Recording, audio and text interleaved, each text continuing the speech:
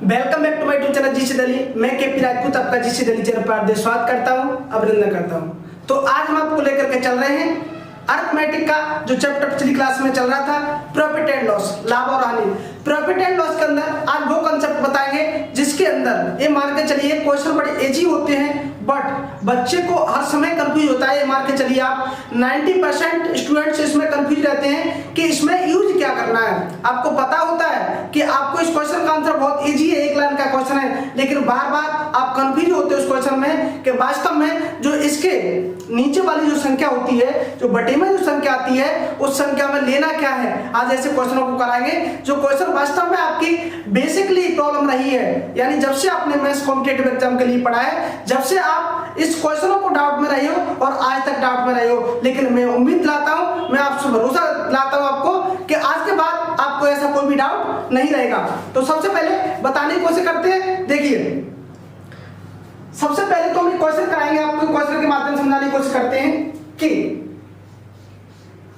आपने देखा होगा कि कुछ सौदाएं होती हैं, जैसे ए रुपए में बी चीज आती है और बी रुपए में ए चीज बेचने पर बताइए उसे कितने रुपए का प्रॉफिट हुआ। जैसे यदि आपको क्वेश्चन दिया जाता है कि ए रुपए में कितनी चीज आती है, बी चीज आती है, यानी ए रुपए में बी वस्तुएं आती हैं, तो बताइए बी रुपए में कितनी वस्तुएं आएंगी। बी रुपए में ए वस्तु आती हैं, तो बताइए कि उसे प्रॉफिट कितना हुआ। तो जो इस क्वेश्चन का आंसर होता है, सबसे पहले आपको करना पड़ता है बी स्क्वायर माइनस ए स्क्वायर अपॉन ए स्क्वायर। ये आपका क्या होता है, ये हो जाता है आपका लाभ। लाभ को चूंकि हमें परसेंटेज में लेना होता है, इसलिए हम इसमें 100 का मल्टीप्लाई कर देते हैं। तो ये आपका, आप इसे सूत्र मान लीजिए, चाहे ट्रिक मान के चलिए, आपको डायरेक्टली याद रखना है। इस प्रकार का कोई भी क्वेश्चन आता है, यदि इस प्रकार का कोई भी क्वेश्चन आता है कि यदि मान के चलिए 1 रुपए में 2 वस्तुएं खरीदी जाती हैं और 2 रुपए में 1 वस्तु को बेचा जाता है, तो बताइए इसका लाभ परसेंटेज कितना होगा। तो बताइए इसका लाभ परसेंटेज कितना होगा। बात हम इस बात की करते हैं, तो इस माध्यम से हम आपको क्वेश्चन कराने की कोशिश करते हैं। पहले हम आपको क्वेश्चन कराते हैं, उसके बाद बताते हैं आपको किस प्रकार से कितने क्वेश्चन किए जा सकते हैं। इसके जो अगला वाला टाइप है, यकीन मानिए उस टाइप में 90% स्टूडेंट हर क्वेश्चन में, उस प्रकार का कोई भी क्वेश्चन होता है उसमें उसको कंफ्यूजन होता ही होता है। लेकिन क्वेश्चन शायद कितना भी इजी हो, तो क्वेश्चन में दे रखा है कि व्यापारी 10 रुपए की 11 नारंगी के हिसाब से खरीदता है। एक व्यापारी, आप स्क्रीन पर क्वेश्चन देख पा रहे होंगे, एक व्यापारी 10 रुपए में 11 नारंगी खरीदता है, 11 नारंगी। एक व्यापारी 10 रुपए में 11 नारंगी खरीदता है, तो बताइए यदि वो 11 रुपए में 10 नारंगी बेचे, यदि वो 11 रुपए में 10 नारंगी बेचे, तो उसका जो लाभ परसेंटेज है वो बताइए। हमने आपको बताया था जब परसेंटेज लाभ की बात की जाए, परसेंटेज लाभ की बात की जाए, तो बी स्क्वायर मतलब 11 का स्क्वायर माइनस ए स्क्वायर यानी 10 का स्क्वायर अपॉन 10 का स्क्वायर इंटू 100। 11 का स्क्वायर माइनस 10 स्क्वायर, यानी कि 11 का स्क्वायर कितना होता है 121। 121 से 100 माइनस होगा तो आपका 21 बचेगा। यहाँ पर 21 अपॉन 100 हो जाएगा, इंटू 100 करेंगे यहाँ से, तो 100 से 100 कट जाएगा, आपका यहाँ पर आएगा 21% ही आपका इस क्वेश्चन का आंसर होगा। आप देख पा रहे होंगे कितने इजी तरीके से हमने इस क्वेश्चन को सॉल्व किया। इसी प्रकार से और भी क्वेश्चन आपको कराएंगे। तो चलिए दूसरे क्वेश्चन की तरफ चलते हैं। आप इस क्वेश्चन को मात्र 8 से 10 सेकंड में सॉल्व कर सकते हो। आपको इतना कुछ भी लिखने की जरूरत नहीं है, आपको बस डायरेक्टली यहाँ पर देखना है कि 10 रुपए में 11 नारंगी खरीदी जा रही है और 11 रुपए में जब 10 नारंगी बेची जा रही हो, तो जो परसेंटेज लाभ का है आप यहाँ पर डायरेक्टली फॉर्मूले को यूज कर सकते हो। अब हम उसे अगले क्वेश्चन में डायरेक्टली यूज करके दिखाएंगे। तो देखिए, सेकंड क्वेश्चन की तरफ चलते हैं।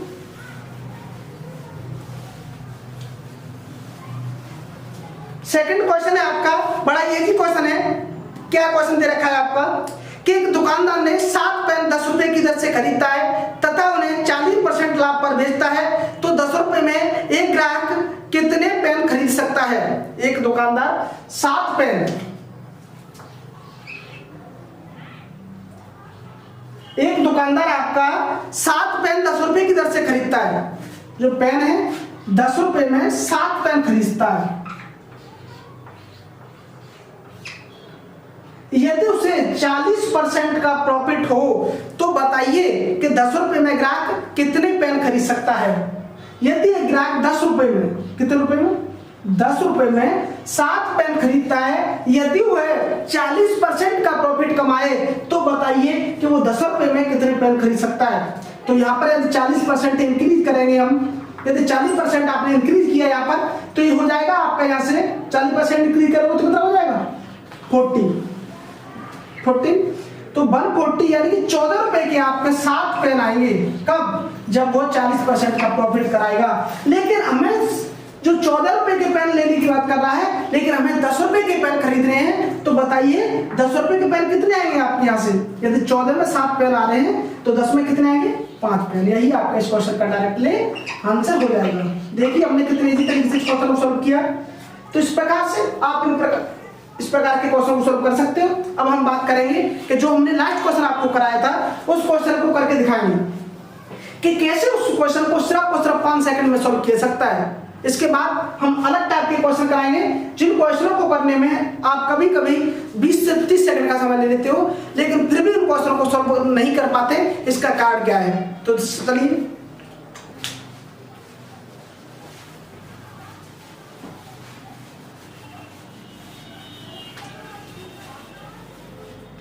बहुत ही अच्छा क्वेश्चन है आपका। ये क्वेश्चन जो आपका है, विकास 4 रुपए के 5 केले खरीदता है और 5 रुपए में 4 केले देता है, तो उसका लाभ परसेंटेज ज्ञात कीजिए।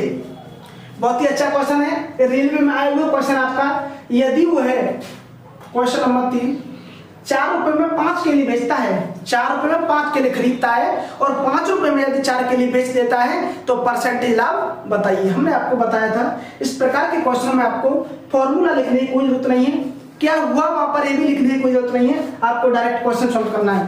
तो परसेंटेज प्रॉफिट आपको यहाँ पर क्या लिखना है, percentage profit equal to B का मान कितना है 5 का स्क्वायर माइनस 4 का स्क्वायर अपॉन 4 का स्क्वायर इंटू 100 किया हमने। जैसे हमें पता चला कि 25 हो जाएगा 5 का स्क्वायर 25 में से 16 जाएगा तो यह कितना हो जाएगा 9 अपॉन 16 इंटू 100। यदि आप इसे 4 से डिवाइड कर देते हो तो ये 25 हो जाएगा और यहाँ पर कितना हो जाएगा 4 टाइम्स। यदि इसे आप 4 से डिवाइड करते हो तो यहाँ पर कितना हो जाएगा 4 छक्के 24.25। अब आप इसको इसमें मल्टीप्लाई कर दीजिए आप, तो कितना हो जाएगा आपका 56.25। यही आपका इस क्वेश्चन का आंसर हो जाएगा।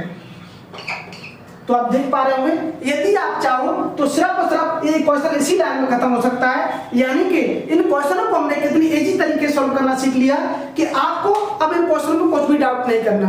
यदि आपका 1 रुपए में 2 वस्तुएं खरीदी जा रही है, मतलब जितनी वस्तुएं वो खरीद रहा है, यानी जितना बी का मान है आपका उसमें से ए के मान को घटा दीजिए और अपन हमें ए के स्क्वायर से आप डिवाइड कर दीजिए, वही आपका क्वेश्चन का आंसर होगा।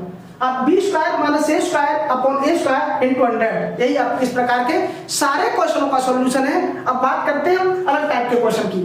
तो देखिए ये क्वेश्चन हमेशा से एसएससी, एनटीपीसी, बैंक इनमें आते रहे हैं क्वेश्चन। ये क्वेश्चन को वास्तव में एक्चुअली एक टेक्निकल क्वेश्चन माने जाते हैं।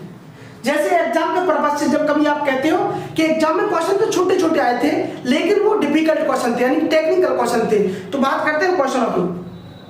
तो क्वेश्चन को लेकर के चलेंगे। सबसे पहले उसी के बाद क्लियर कराते हैं कि 12 वस्तुओं का क्रय मूल्य 9 वस्तुओं के विक्रय मूल्य के बराबर है, तो लाभ प्रतिशत ज्ञात कीजिए।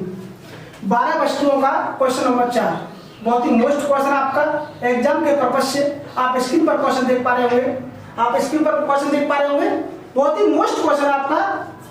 तो क्वेश्चन में क्या दे रखा है, एक्चुअली एनटीपीसी में भी आया क्वेश्चन है कि यदि 12 वस्तुओं का क्रय मूल्य, 12 वस्तुओं का सीपी, 12 वस्तुओं का क्या सीपी 9 वस्तुओं के एसपी के बराबर है।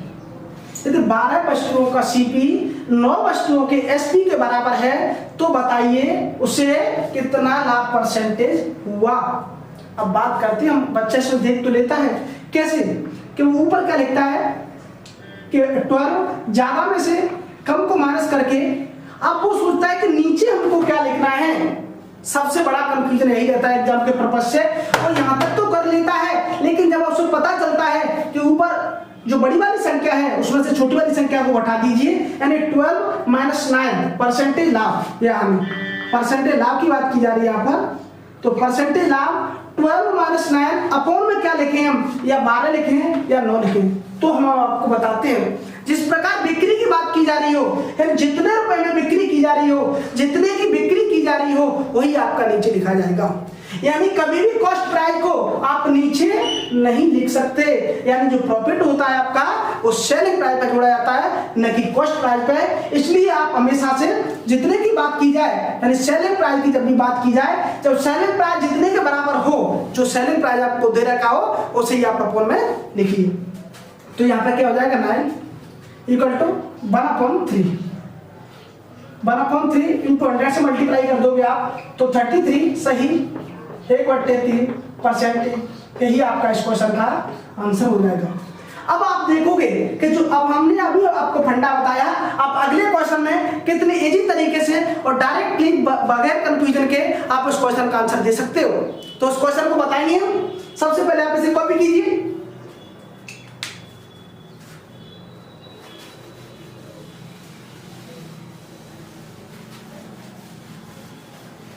अब आप इस क्वेश्चन में गैस करके देखना, और मैं चाहता हूं कि आप बगैर पेन और कॉपी के इस क्वेश्चन को सॉल्व करो।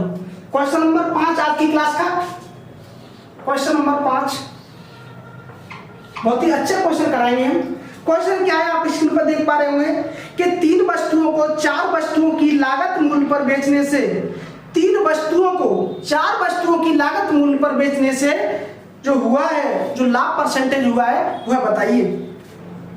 3 वस्तुओं को, आपका इस क्वेश्चन में क्या दे रखा है, 3 वस्तुओं को 4 वस्तुओं को बेचा क्यों जा रहा है, 3 वस्तुओं को।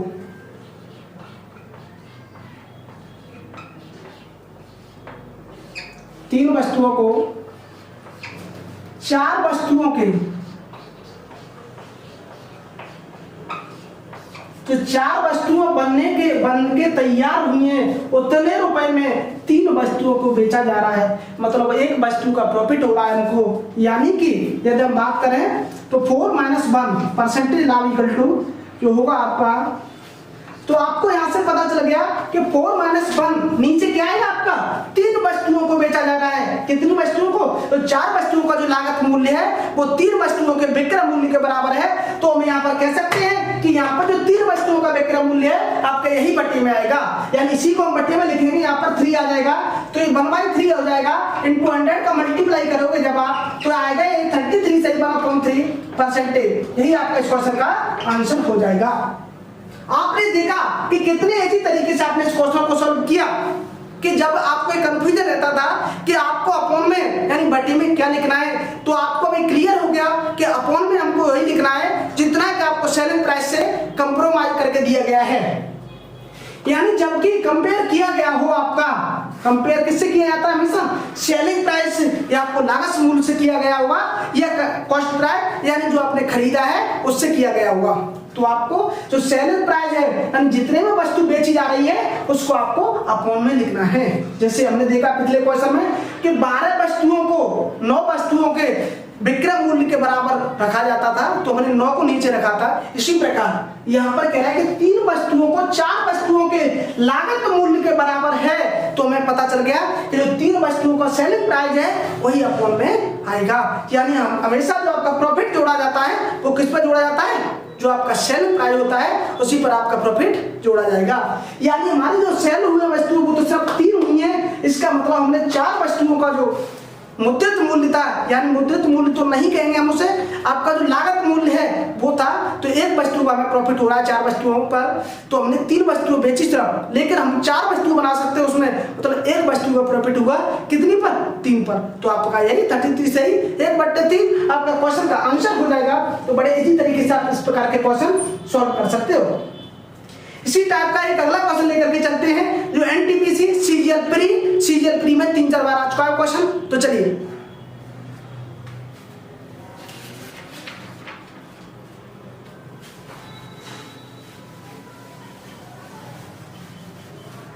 बहुत ही मजेदार क्वेश्चन है ये एनटीपीसी के लिए, अपनी दावेदारी करता हुआ क्वेश्चन। ये मान के चलिए इसने अपनी एनटीपीसी में दावेदारी बढ़ा दी अभी से, तो कैसे कि 8 पुस्तकों का क्रय मूल्य, 8 पुस्तकों का क्रय मूल्य 6 वस्तुओं के विक्रय मूल्य के समान है, तो लाभ का प्रतिशत क्या होगा। 8 वस्तुओं का क्रय मूल्य 6 वस्तुओं के विक्रय मूल्य के बराबर है, तो बताइए कि परसेंटेज लाभ क्या होगा। तो 8 वस्तुओं का सीपी, 6 नंबर क्वेश्चन की तरफ, 8 वस्तुओं का क्या, 8 वस्तु का जो सीपी होगा आपका तो कितना बराबर होगा। 8 वस्तुओं का सीपी 6 वस्तुओं के एसपी के बराबर है। 8 वस्तु का सीपी आपका 6 वस्तु का सीपी एसपी के बराबर है, तो हम यहाँ पर क्या करेंगे परसेंटेज लाभ के लिए, आपको भाई लाइन नहीं लिखनी, जब आप एग्जाम में बैठोगे तो आपको डायरेक्ट लिखना है कि परसेंटेज लाभ इक्वल टू 8 -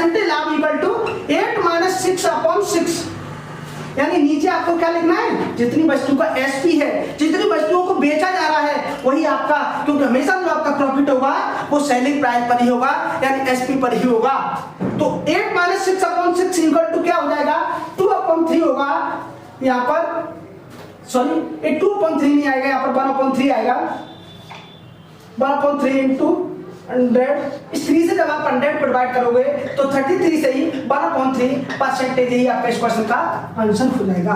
8 - 6 कितना आ जाएगा, 2/6 होगा, तो 2 से 6 को काट दोगे तो 1/3 आ जाएगा। यानी जब आप एग्जाम में बैठोगे तो आपको कुछ भी नहीं लिखना, आपको डायरेक्टली इतना लिखना है 8 - 6/6, तो यहाँ से आपका 33 से ही 1/3 परसेंटेज आपका क्वेश्चन आ जाएगा, यही आपका आंसर होगा।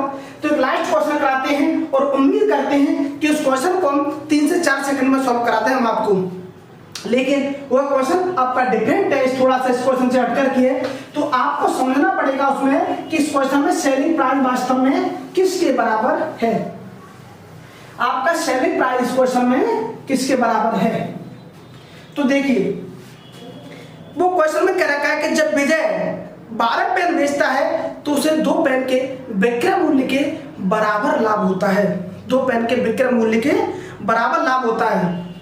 जब विजय, क्वेश्चन क्या है, जब विजय आपका इस क्वेश्चन में दे रखा है कि जब विजय 12 पेन खरीदता है, जब 12 पेन बेचता है तो उसे 2 पेन के विक्रय मूल्य के बराबर क्या होता है, लाभ होता है। जब वो कितना पेन बेचता है, जब 12 पेन बेचता है, 12 पेन बेचता है